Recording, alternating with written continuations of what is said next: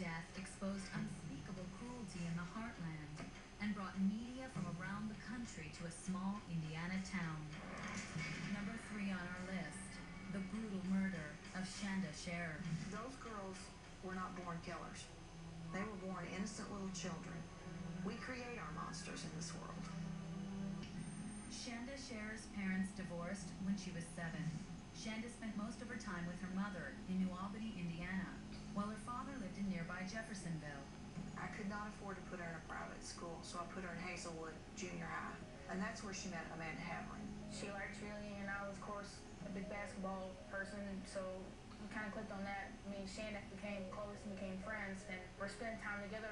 Before meeting Shanda, Amanda was dating a 16-year-old girl named Melinda Loveless. She was just real possessive, very, very possessive. She started thinking that means something, Shanda had something going on. Author Aphrodite Jones wrote about the murder.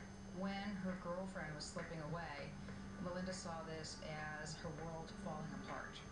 Amanda claimed Melinda reached her breaking point when Shanda and Havering went to a school dance together. She smacked me in my face and called me a bunch of names. You know, I was hers and nobody else's. According to court testimony, Melinda decided to scare off her 12-year-old rival, Shanda. Loveless enlisted an accomplice, a 17-year-old girl named Lori Tackett. She went to her friend Lori Tackett, knowing Lori Tackett had a need to be violent. This was TNT waiting to explode. On Friday, January 10th, Lori picked up Melinda in her old Chevrolet. Court records state there were 2 other passengers, Hope Ribby and Tony Lawrence, both 15. Hope and Tony had no idea who Melinda was. They first met Melinda at her door. They're supposed to go to a punk rock concert. Melinda suddenly pulls a big butcher knife out of her purse and says, "This is the knife I'm going to use to scare Shanda." Instead of going straight to the concert, the 4 girls stopped at Shanda's father's house. Hope and Tony go to the door. The ruse is, "Do you want to come out with us and meet up with Amanda?" And Shanda's all excited, says, "Come back later, my dad's still awake." According to court documents, the girls returned to the Scherer house a few hours later. Shanda was outside already when the girls came back. And once they got in the car, Melinda said she had jumped up from underneath the blanket with a knife and put it up to Shanda's throat. The 4 girls took their prisoner to a remote spot about 50 miles away. It was Lori and Melinda who took Shanda out of the car. According to court testimony, Melinda got a rope from the car. They strangle her. Their intention right then was to kill her, but she didn't die. So they put her in the trunk.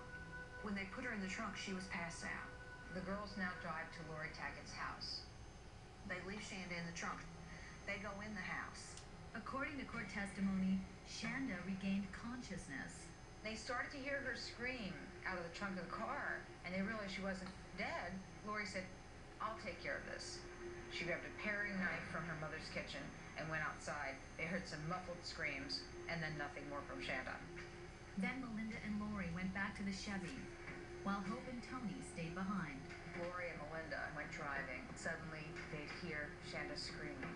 Lori is the one who went to the back, opened the trunk of the car, and started wielding a tire iron, beating Shanda to a bloody pulp.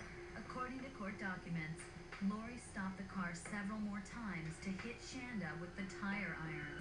This child was in that trunk for 9 hours, being tortured. With dawn approaching, Melinda and Lori returned to the Tackett house to pick up Tony and Hope. According to police reports, the girls went to a gas station and bought a 2-liter bottle of Pepsi. They pay for enough gas to fill up the Pepsi bottle. The attendant is there. At any point, this could have all stopped right there, and she's still alive. She still would have lived. But no, they fill up the bottle, and they get in the car, and they take her to Lemon Road, get her out of the car. Hope Rippey poured the gasoline on her. Lori Tackett lit the match. The cause of death was she died from breathing the fumes from her body burning. She was alive when they set her on fire. 12 hours later, Tony Lawrence showed up at the Jefferson County Sheriff's Office and confessed to police.